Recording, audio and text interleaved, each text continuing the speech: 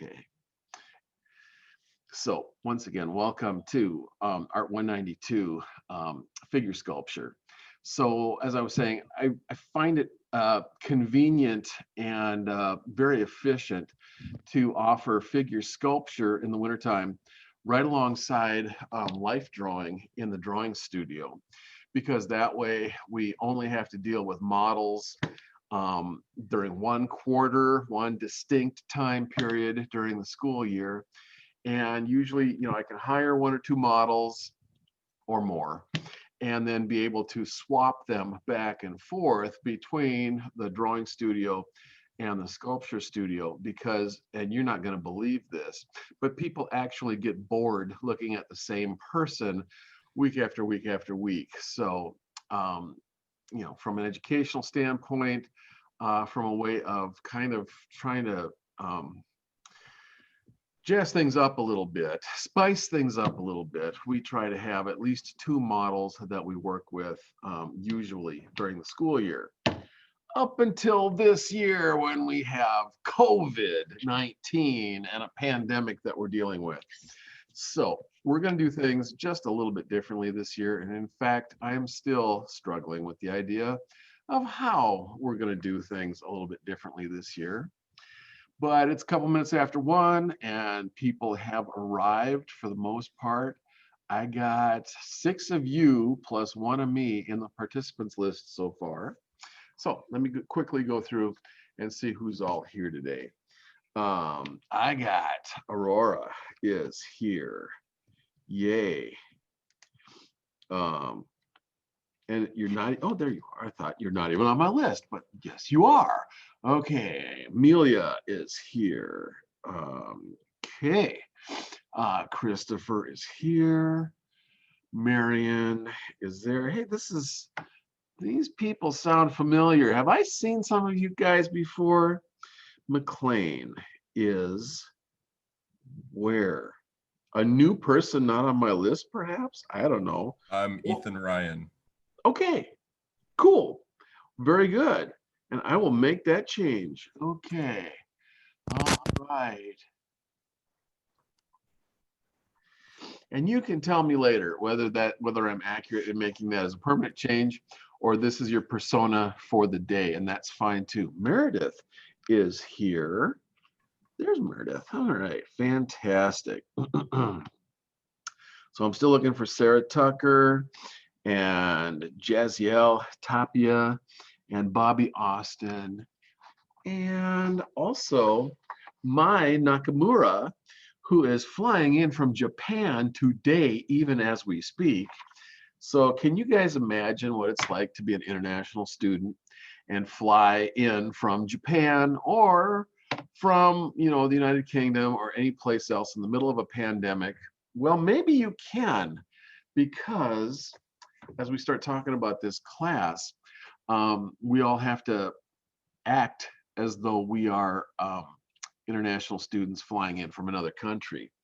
Welcome to ART192 figure study. I put a couple of clay sculptures back here behind me over my shoulder so that you've got something to look at and remind you that you are indeed in a sculpture class right now. We did sculpture fall quarter, just this past quarter, where I actually had clay and boards and tools that I had people come over here to Eden Hall and pick up and bring back to your dorm rooms and houses and stuff like that and make sculpture remotely at home. And I did my sculpture demonstration thing here on YouTube, on the Zoom meetings, and all was good. This quarter, our intention is that after you guys quarantine for 2 weeks and are satisfied that you're not harboring any deadly diseases that you might have brought back here from home in Montana or Japan or someplace, that hopefully we're actually going to be able to meet as a face-to-face class. That's the plan. I just had my thing beep here, so okay. So somebody told me that I was smart, so that's really cool. So after 2 weeks, let's see, if today's the 5th, 14 days from now would be the 19th. That'd be the day after Martin Luther King holiday. We would start trying to be in the classroom doing stuff. Now, there's a couple of, you know, caveats to this. There are a couple of monkey wrenches to this. Excuse me. One of them is that the governor of the state of Oregon is putting out a advisory every 2 weeks about I want to say contamination, but it's the risk from COVID-19 for each county in the state. And so on the 1st of January, Coos County was downgraded from extreme risk to high risk. Hooray, we're only high risk now. And I have to confirm whether we got to be at moderate risk before we can meet face-to-face as a class, or whether we can meet in a high risk designation if all of you guys are sequestered and living in the dorms for the most part.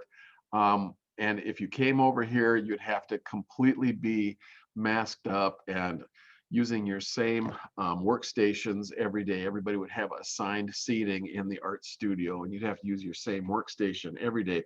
You'd use your own equipment every day. We wouldn't be sharing any equipment.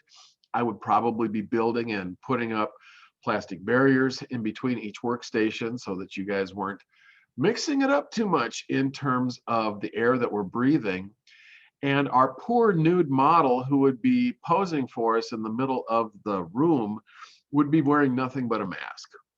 That person, he or she would probably, do reclining poses or seated poses for us as a sculpture class, but they would have to wear a mask for health reasons.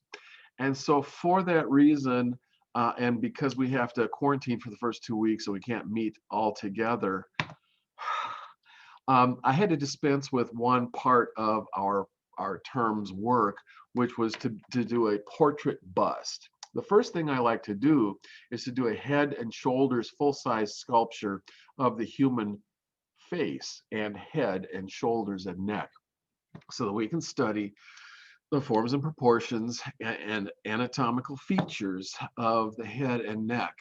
And we're not going to do that this term because we can't meet in person, and it's way too hard to get you guys to get head armatures and all of that clay all the way out to your houses and do all that kind of stuff.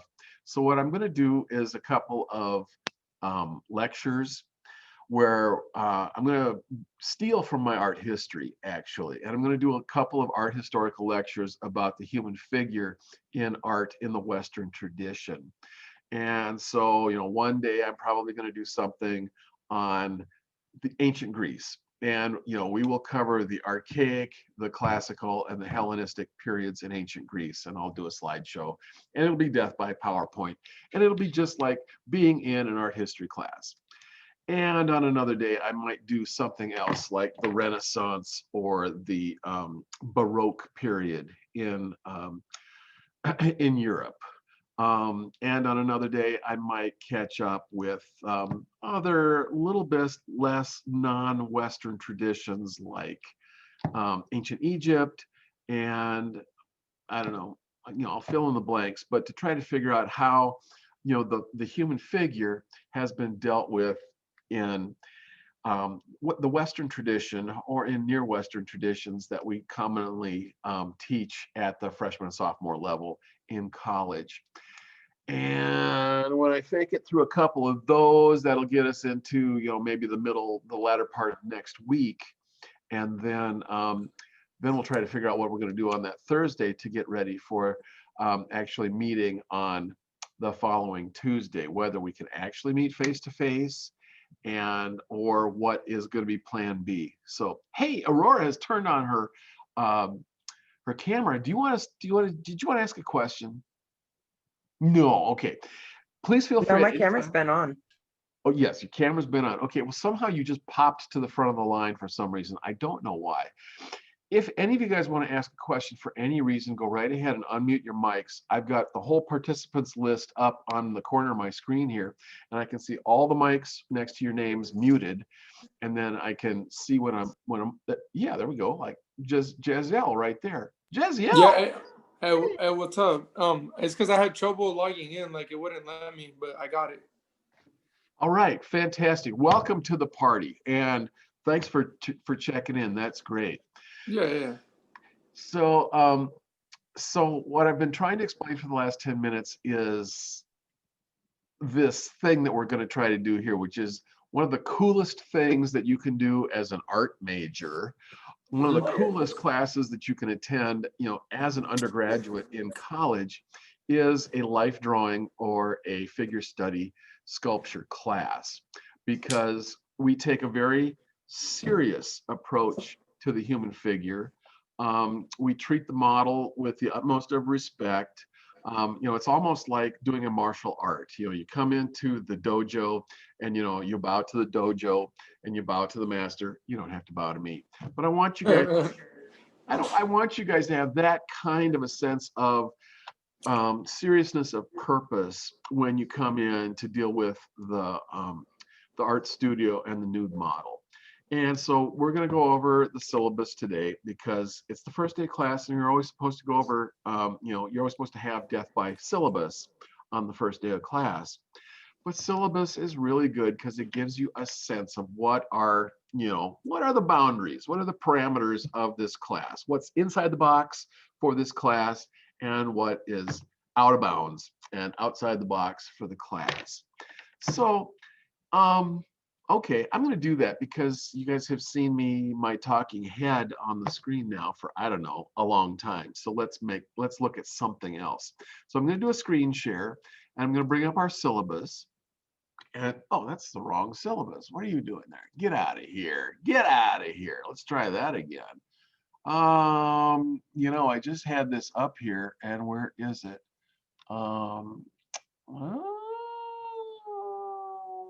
Come on, you guys. Syllabi. I just had this, and it's in here. I'll go to this one. Oh, well, let's look at this one instead. That'll even be better. Okay. So I have to move some of you guys out of the way on my screen so I can see this silly thing. So I've made this as big as possible. This, a copy of this has been deposited in the e-learning shell for ART192 in my Laker link.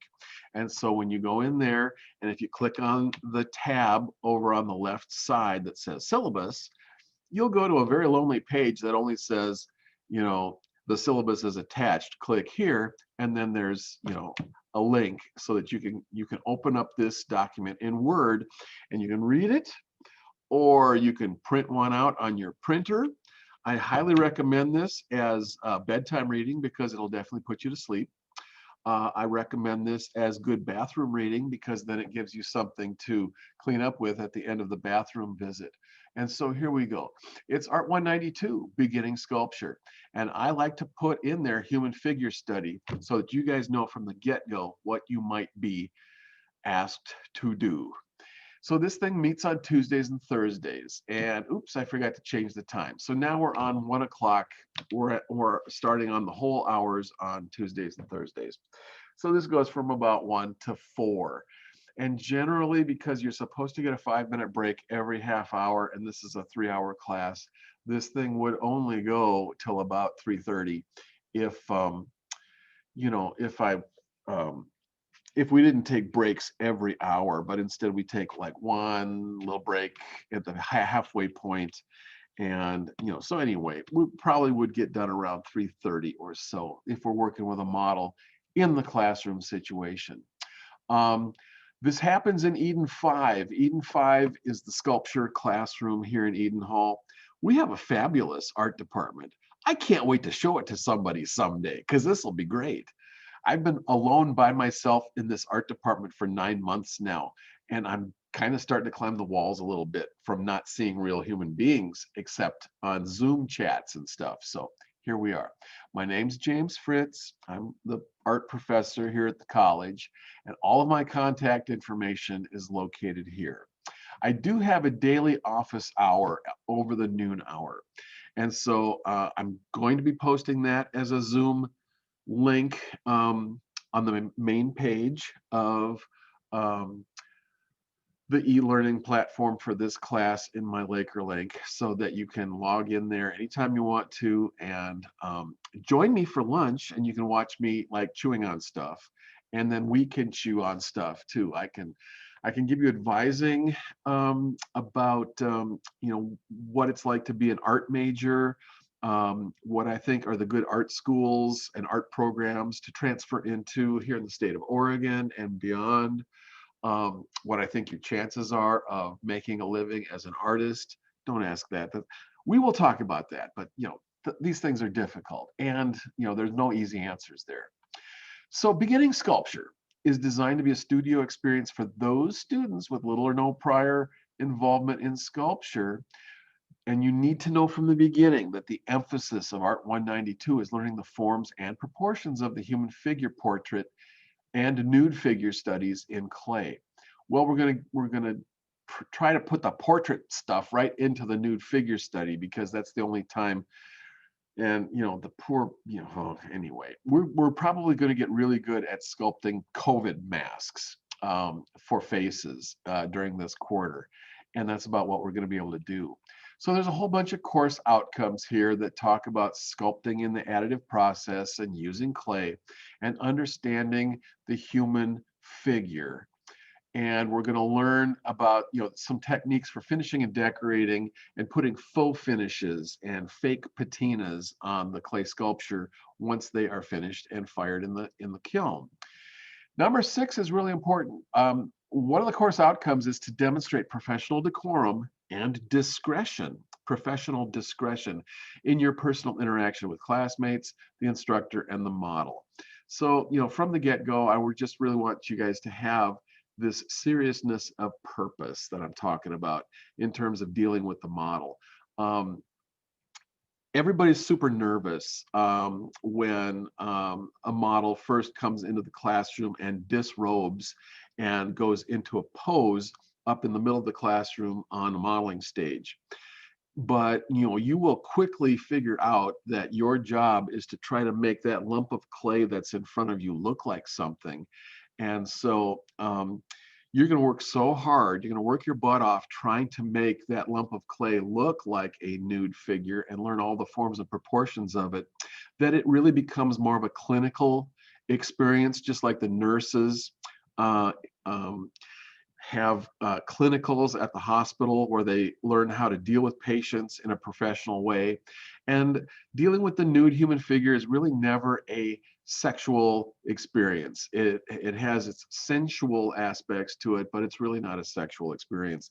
And so, and I will, help guide us through the professionalism of dealing with the model when we get to that point.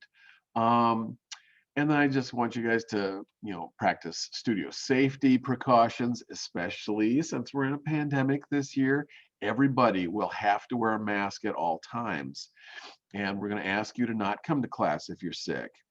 And we're going to have hand washing stations and, lots of goop to put on your hands and all kinds of stuff. And I may have to build, God help me, plastic barriers between each place where you guys sit so that you can contain your own breathing residual particles in your space, and we won't be spreading them around the studio quite so much. We will see how that goes in 2 weeks from now.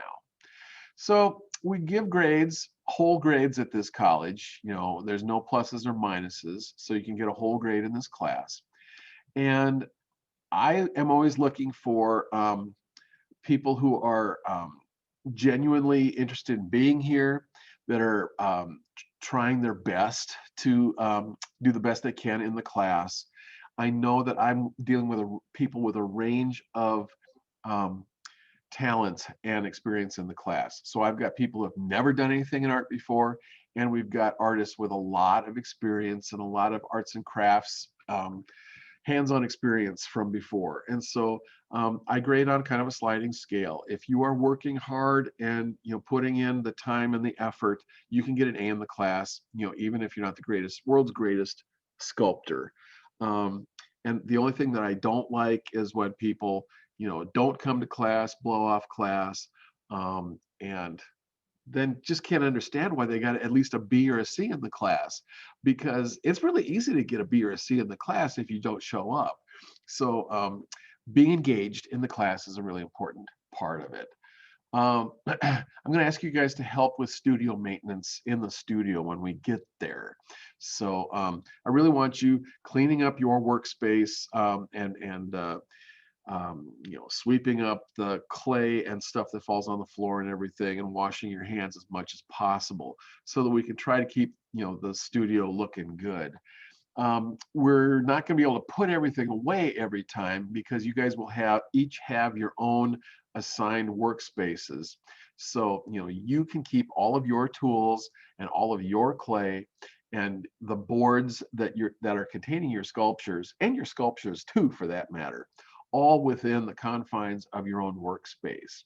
So that's to try to do figure sculpture in the middle of a pandemic and keep everybody safe. So that's what we're going to do. And then down here, we talk about classroom behavior for figure sculpture class. So I had a problem with this 2 years ago.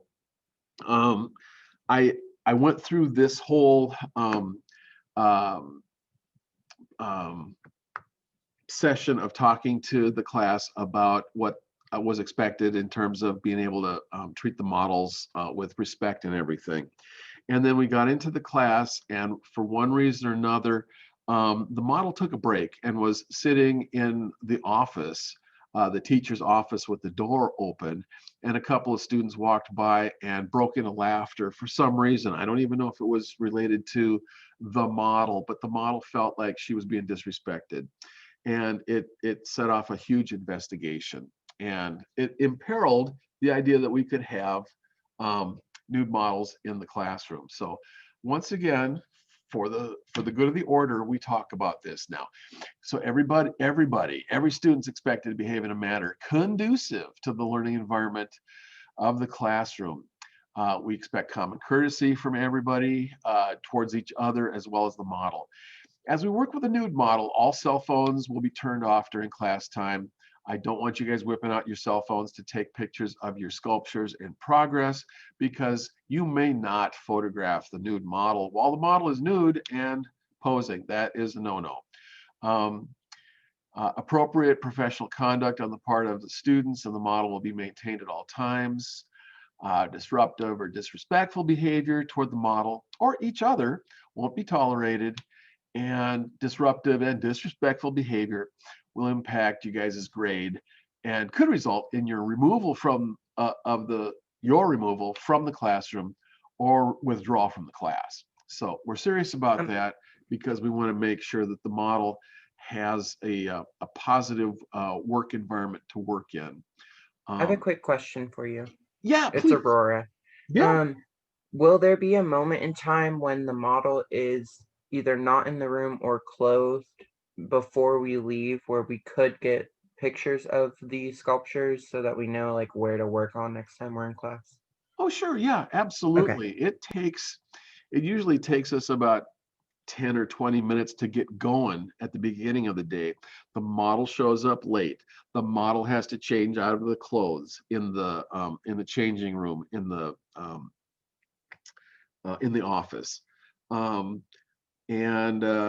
you guys can always, get out your sculptures, unwrap them, and take pictures. And at the end of the day, sure, the model will robe up and go get changed again and leave.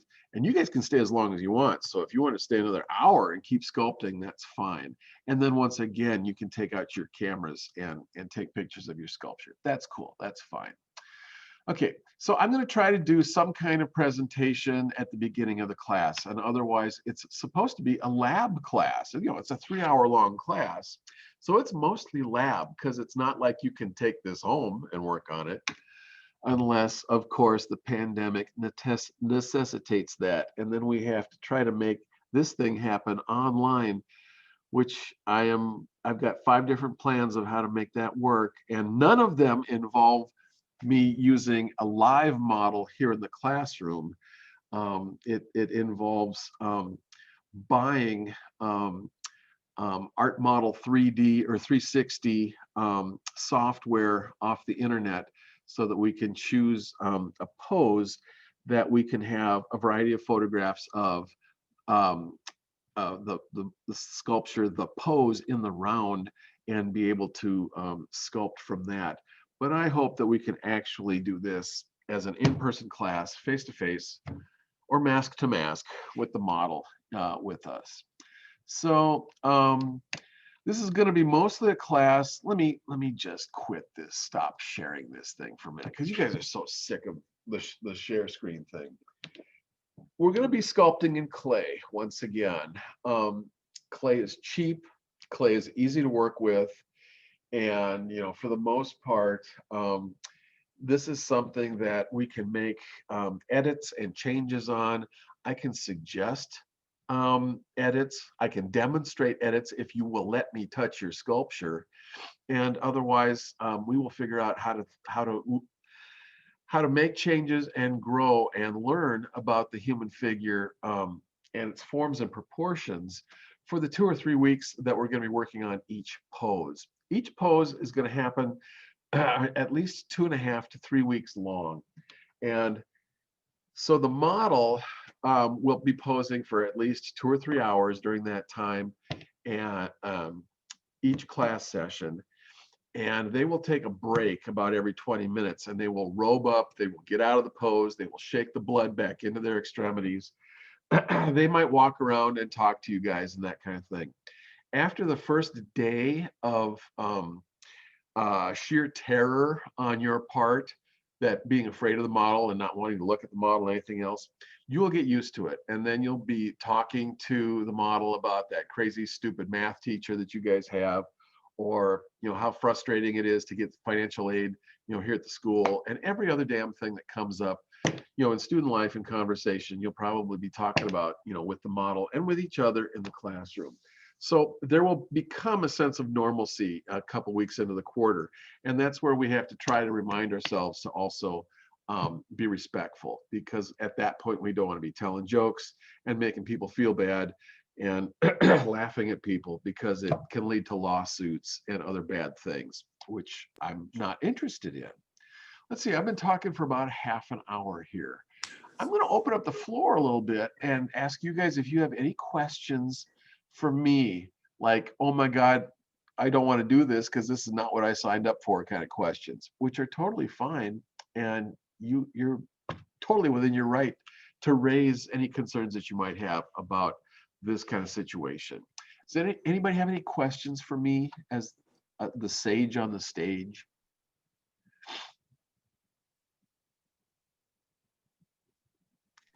How many people are in this class? Well, that's a really good question. Thank you. I'm seeing about 10 people signed up for the class. I've got actually 2 sections of this class. I've got an international section to make sure that international students who were in the dorms would have something interesting and fun and engaging to do that also didn't have a lot of language barrier involved. So Ms. Nakamura is signed up in her own section, and then all of you guys are signed up in this section for about a total of 10 or 11 people. So that'll be good. I know nobody wants to talk in front of anybody else, especially on the first day of class. That's why we do icebreakers, so that we can break the ice and start to get to know each other. But really, we won't be really talking freely in the class for a week or two until you really get to know each other and start feeling a certain comfort level in here, which is just going to be fine. So I'm going to try to put together, I'm going to put together individual sculpture kits so that you guys all have your own tools, and they'll be assembled like in a box or something, so that, and I won't have touched them for at least a week before you guys get here, so that there will be a set of tools at your workstation and boards or other kinds of platforms to actually put the clay on. I will distribute clay in advance, so everybody's got at least, you know, an entire 20-pound bag of clay to start with, to work with. And so that's kind of how we are going to do the class. And then I will just guide you. I will also do a sculpture. See, I always have to do a sculpture also so that I can teach from my pedestal and kind of demonstrate ways of seeing, ways of measuring, ways of sculpting with the clay, and ways of finishing with tools and other things to try to play with what are going to be the textures and the surfaces that we're going to be dealing with. So I'll be doing a lot of demonstrating at one end of the classroom studio. Also, I'll be walking around, but I'm going to be trying to maintain social distance with everybody. So, but I'm available to help. And, you know, for the past 30 years, I have actually sat down and sculpted on people's sculptures if they would allow me to do something as a demonstration on their sculpture. Like I might make one hand to show them how to make a hand and then ask you to make the other hand. You know, I can make one foot and you can make the other foot. I can do stuff like that. This year, I don't know how I'm going to do that yet. So this is going to be a work in progress. I'm going to try to assess the risk involved in transmission of COVID. I don't think that me touching clay is a great, a really effective way of getting COVID-19. This is a respiratory disease. It is spread by droplets in the air that contain the virus. The virus has to be breathed in to your own lungs. And that's where the virus does its most harm and is the most dangerous.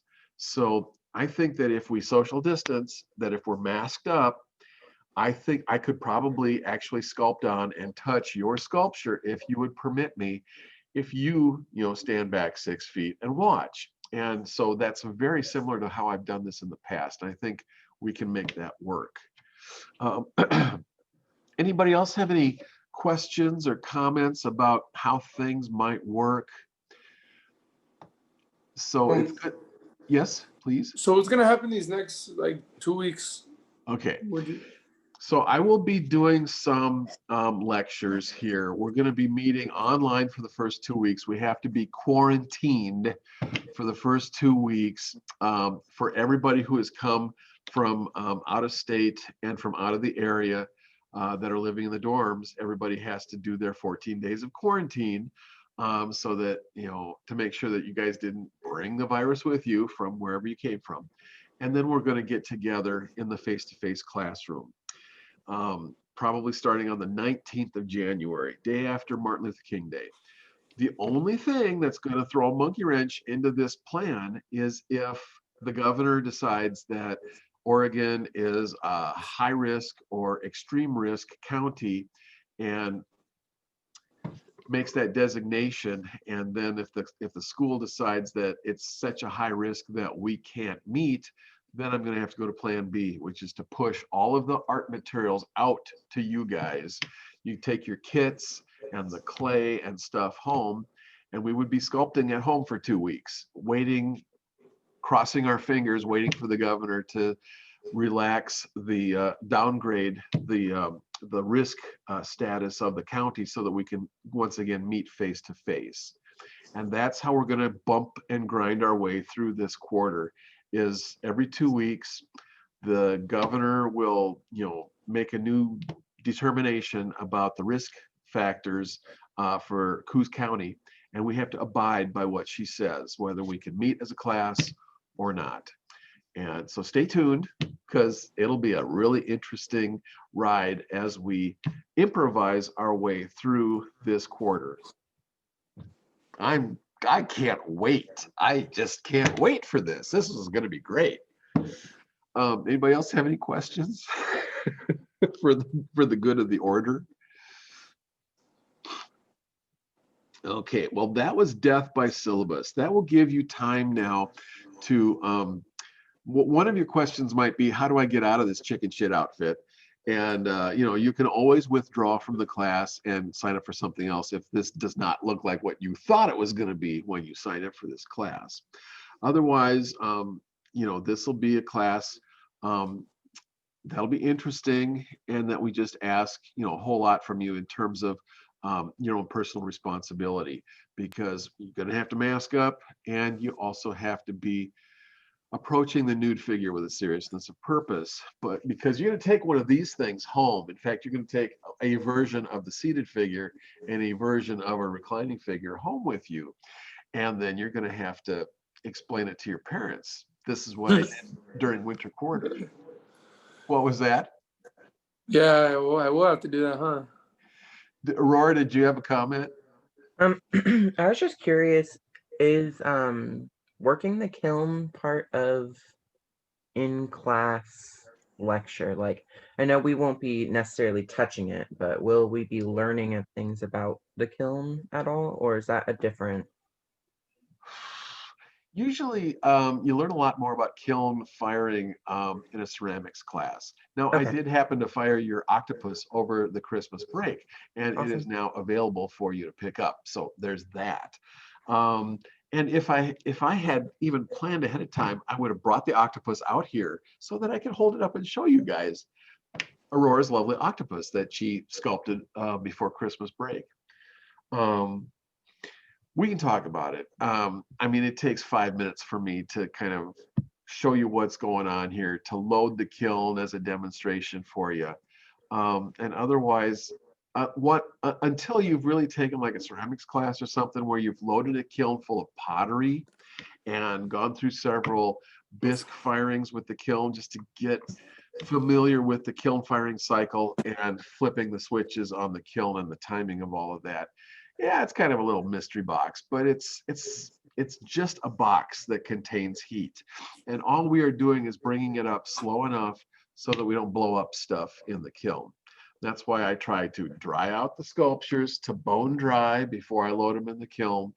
That's why I fire them very slowly so that I can drive any excess moisture out of the clay before I hit the boiling point of clay at 212 degrees Fahrenheit, because that's when popcorn pops and that's when sculptures blow up at 212 degrees. If you haven't carefully gotten all the moisture out of the clay, one particle of water in the middle of your sculpture, when it turns into steam, it instantaneously becomes 1,000 times the volume that it had as a particle of water, and that's what blows up sculpture.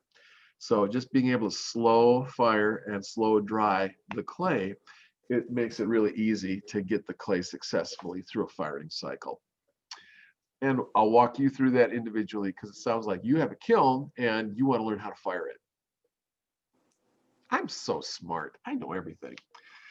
I'm not too smart because I'm already losing people. I've lost a couple people already. So I hope that folks had to go to work or something. I'm recording these things so that they will be available for you to see. If you can't join us at 1 o'clock every Tuesday and Thursday, I will post these as links to YouTube recordings, and they will be on YouTube. So you'll be, it'll be so jazzy because you'll see me on YouTube, and I'll be a TV star at that point. And the nice thing about the YouTube recordings is that you can fast forward through all the boring stuff. There's boring stuff.